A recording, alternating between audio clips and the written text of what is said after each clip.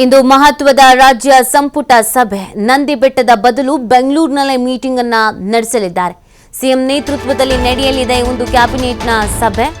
ಹಲವು ವಿಚಾರಗಳ ಬಗ್ಗೆ, ಮಹತ್ವದ ವಿಚಾರಗಳ ಬಗ್ಗೆ ಚರ್ಚೆಯನ್ನ ಮಾಡಲಾಗುತ್ತೆ. ಇನ್ನು ನಂದಿ ಬೆಟ್ಟದ ಸಚಿವ ಸಂಪುಟ ಸಭೆ ಸ್ಥಳಾಂತರ ಆಗಿದ್ದು ಯಾಕೆ ಅನ್ನೋದೊಂದು ಕುತೂಹಲ ಅಂತೂ ಇದ್ದೇ ಇದೆ. ಶಾಸಕರ ಅನುದಾನದ ಬೇಡಿಕೆಯಿಂದಲೇ ಸ್ಥಳಾಂತರ ಆಯ್ತಾ ಅನ್ನುವಂಥ ಪ್ರಶ್ನೆ ಹುಟ್ಕೊಳ್ತಾ ಇದೆ. ಬೆಂಗಳೂರು ವಿಭಾಗದ ಶಾಸಕರಿಂದ ಅನುದಾನಕ್ಕೆ ಬೇಡಿಕೆಯನ್ನು ಇಡಲಾಗಿತ್ತು.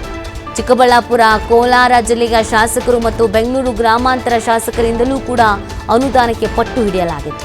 ನೀರಾವರಿ ಮತ್ತು ರೈತ ಹೋರಾಟಗಾರರಿಂದಲೂ ಕೂಡ ಪ್ರತಿಭಟನೆಗೆ ಸಿದ್ಧತೆಯನ್ನು ಮಾಡಿಕೊಳ್ಳಲಾಗಿತ್ತು.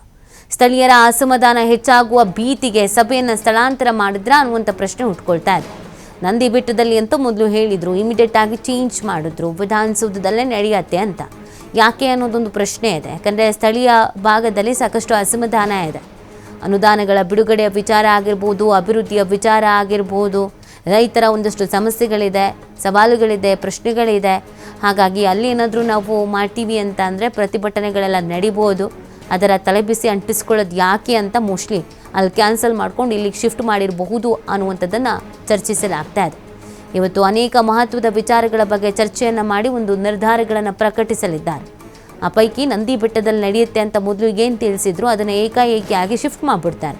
ಸಡನ್ನಾಗಿ ಈ ನಿರ್ಧಾರ ಯಾಕೆ ಅನ್ನೋದೊಂದು ಪ್ರಶ್ನೆ ಇತ್ತು. ಯಾಕೆ ಅಂದರೆ ಅಲ್ಲಿ ಪ್ರತಿಭಟನೆಯನ್ನು ಮಾಡ್ಬೋದು, ಜನರು ತೀರಾ ಅಸಮಾಧಾನಿತರಿದ್ದಾರೆ ಸ್ಥಳೀಯರು.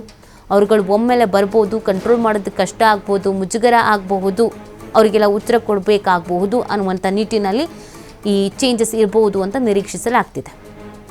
ಈ ಬಗ್ಗೆ ಮತ್ತಷ್ಟು ಮಾಹಿತಿಯನ್ನು ನೀಡ್ತಾರೆ ನಮ್ಮ ಪ್ರತಿನಿಧಿ ಸ್ವಾಮಿ. ಇವತ್ತು ಮಹತ್ವದ ಸಚಿವ ಸಂಪುಟ ಸಭೆ ಇದೆ, ಏನೆಲ್ಲ ಚರ್ಚೆಗಳಾಗುತ್ತೆ? ಒಂದು, ಇಮಿಡಿಯೇಟ್ ಆಗಿ ನಂದಿ ಬೆಟ್ಟದಿಂದ ಶಿಫ್ಟ್ ಮಾಡಿದ ಯಾಕೆ, ಚರ್ಚೆಗಳು ಹೇಗೆ ನಡೀತಾ ಇದೆ? ನೀತಿ, ಇಂದು ಚಿಕ್ಕಬಳ್ಳಾಪುರ ನಂದಿ ಗಿರಿಧಾಮದಲ್ಲಿ ಕ್ಯಾಬಿನೆಟ್ ಸಭೆ ನಡೆಯಬೇಕಿತ್ತು. ಏಕೆಂದ್ರೆ ಹಿಂದುಳಿದ ಜಿಲ್ಲೆಗಳನ್ನ ಆಯ್ದುಕೊಂಡು ಅಲ್ಲಿ ಏನೋ ಅಭಿವೃದ್ಧಿಗೆ ಸಂಬಂಧಪಟ್ಟಂತೆ ವಿಶೇಷ ಪ್ಯಾಕೇಜ್ ಘೋಷಣೆ ಮಾಡುವಂತ ಒಂದು ವಿಚಾರಕ್ಕೆ ಸರ್ಕಾರ ಮುಂದಾಗಿದೆ. ಈಗಾಗಲೇ ಕಲಬುರಗಿ ಸೇರಿದಂತೆ ಚಾಮರಾಜನಗರದಲ್ಲೂ ವಿಶೇಷ ಸಚಿವ ಸಂಪುಟ ನಡೆಸಿದೆ. ಅಲ್ಲಿರುವಂತಹ ಜಿಲ್ಲೆಗಳಿಗೆ, ತಾಲೂಕುಗಳಿಗೆ, ಅಂದ್ರೆ ಬರಪೀಡಿತ ಪ್ರದೇಶಗಳಿಗೆ ಹಾಗೂ ಹಿಂದುಳಿದ ಜಿಲ್ಲೆ ತಾಲೂಕುಗಳಿಗೆ ವಿಶೇಷ ಅನುದಾನದ ನೀಡುವ ಮೂಲಕ ಅಲ್ಲಿನ ಅಭಿವೃದ್ಧಿ, ಸಂಪೂರ್ಣವಾಗಿ ಒಂದು ಅಭಿವೃದ್ಧಿಯನ್ನ ಮಾಡಬೇಕು ಅನ್ನೋದು ಸರ್ಕಾರದ ಒಂದು ಉದ್ದೇಶ. ಹಾಗೆ ಇವತ್ತು ಚಿಕ್ಕಬಳ್ಳಾಪುರದಲ್ಲಿ ಕ್ಯಾಬಿನೆಟ್ ಸಭೆ ನಡೆಯಬೇಕಿತ್ತು. ಅದು ಒಂದಿಷ್ಟು ಮಾಹಿತಿಗಳ ಕೊರತೆ ಹಾಗೂ ಅಲ್ಲಿನ ಅನುದಾನದ ವಿಚಾರಕ್ಕೆ ಸಂಬಂಧಪಟ್ಟಂತೆ ಮತ್ತೆ ವಿಧಾನಸೌಧದಲ್ಲೇ ಕ್ಯಾಬಿನೆಟ್ ಸಭೆ ನಡೆಸೋದಕ್ಕೆ ತೀರ್ಮಾನಿಸಲಾಗಿದೆ. ಇವತ್ತು ಕ್ಯಾಬಿನೆಟ್ ಸಭೆ ವಿಧಾನಸೌಧದಲ್ಲಿ ನಡೀತಾ ಇದೆ. ನಿನ್ನೆ ಕೂಡ ಡಿಸಿಎಂ ಡಿ.ಕೆ. ಶಿವಕುಮಾರ್ ಹೇಳ್ತಾ ಇದ್ರು, ಅಂದ್ರೆ ಅಲ್ಲಿ ಒಂದಿಷ್ಟು ಮಾಹಿತಿಗಳ ಕೊರತೆ ಇದೆ. ಹಾಗಾಗಿ ಅಲ್ಲಿ ಅನುದಾನಕ್ಕೆ ಸಂಬಂಧಪಟ್ಟಂತೆ, ಯೋಜನೆಗಳಿಗೆ ಸಂಬಂಧಪಟ್ಟಂತೆ ಇನ್ನೂ ಪೂರ್ಣ ಆದ ಒಂದು ಪಟ್ಟಿ ಸಿದ್ಧವಾಗಿಲ್ಲ. ಹಾಗಾಗಿ ಎಲ್ಲವನ್ನೂ ತರಿಸ್ಕೊಂಡಾದ್ಮೇಲೆ, ಎಲ್ಲವೂ ಪರಿಪೂರ್ಣ ಆದ್ಮೇಲೆ ನಾವು ಚಿಕ್ಕಬಳ್ಳಾಪುರದಲ್ಲಿ ಮತ್ತೆ ನಾವು ಕ್ಯಾಬಿನೆಟ್ ಸಭೆ ಮಾಡ್ತೀವಿ ಅನ್ನೋ ಹೇಳಿಕೆಯನ್ನ ಕೊಟ್ರು. ಆದ್ರೆ ಅಲ್ಲಿ ಆಗಿರುವಂತ ಒಂದು ವಿಚಾರಗಳನ್ನು ನೋಡೋದಾದ್ರೆ, ಅಲ್ಲಿನ ಚಿಕ್ಕಬಳ್ಳಾಪುರ ಜಿಲ್ಲೆಯ ಒಂದು ಶಾಸಕರು, ಆಯಾ ಭಾಗದ ಶಾಸಕರು ಸರ್ಕಾರದ ಮೇಲೆ ಸಾಕಷ್ಟು ಒತ್ತಡ ಹಾಕಿದ್ದಾರೆ ಎಂಬ ಮಾಹಿತಿ ಕೂಡ ಲಭ್ಯ ಆಗ್ತಾ ಇದೆ.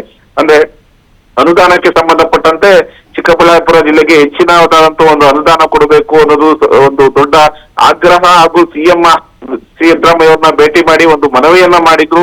ಸಾಕಷ್ಟು ಅನುದಾನ ಕೊಡಬೇಕು, ಅನುದಾನದಲ್ಲಿ ತಾರತಮ್ಯ ಆಗ್ತಾ ಇದೆ, ಕೆಲವೊಂದು ಶಾಸಕರಿಗೆ ಮಾತ್ರ ಅನುದಾನ ಹೋಗ್ತಾ ಇದೆ, ವಿಶೇಷ ಪ್ಯಾಕೇಜ್ ನಲ್ಲಿ ಸಂಪೂರ್ಣವಾಗಿ ಅನುದಾನವನ್ನ ಘೋಷಿಸಿ ಎಂಬ ಮನವಿಯನ್ನ ಮಾಡಿದ್ರು. ಇದಕ್ಕೆ ಸಿಎಂ ಸಿದ್ದರಾಮಯ್ಯನವರು ಕೂಡ ಭರವಸೆಯನ್ನ ಕೊಟ್ಟಿದ್ರು.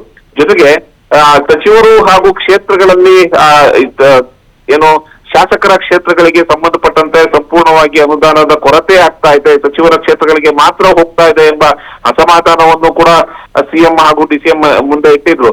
ಹಾಗಾಗಿ ಎಲ್ಲವನ್ನೂ ಪರಿಗಣನೆ ತೆಗೆದುಕೊಂಡಂತಹ ಸಿಎಂ ಸಿದ್ದರಾಮಯ್ಯನವರು ಎಲ್ಲಾ ಏನು ಕ್ಯಾಬಿನೆಟ್ ನಲ್ಲಿ ನಾವು ವಿಶೇಷ ಪ್ಯಾಕೇಜ್ ಅನ್ನ ಘೋಷಣೆ ಮಾಡ್ತೀವಿ, ಸಂಬಂಧಪಟ್ಟಂತೆ ಯಾವ್ಯಾವ ಯೋಜನೆಗಳನ್ನ ಜಾರಿಗೆ ತರಬೇಕು, ಯಾವ್ಯಾವ ಯೋಜನೆಗಳನ್ನ ಪೆಂಡಿಂಗ್ ಇದೆ, ಎಲ್ಲವನ್ನೂ ಸಂಪೂರ್ಣ ಮಾಹಿತಿ ಕಲೆ ಹಾಕೋದಕ್ಕೂ ಕೂಡ ಸೂಚನೆ ಕೊಟ್ಟಿದ್ರು.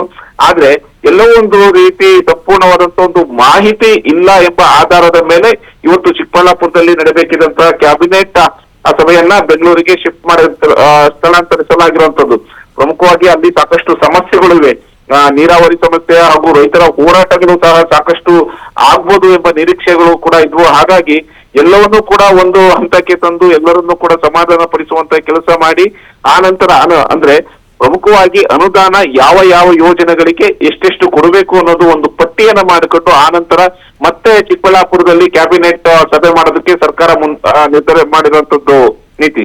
ಥ್ಯಾಂಕ್ ಯು ಸ್ವಾಮಿ ತಮ್ಮೆಲ್ಲ ಡೀಟೇಲ್ಸ್ಗಾಗಿ.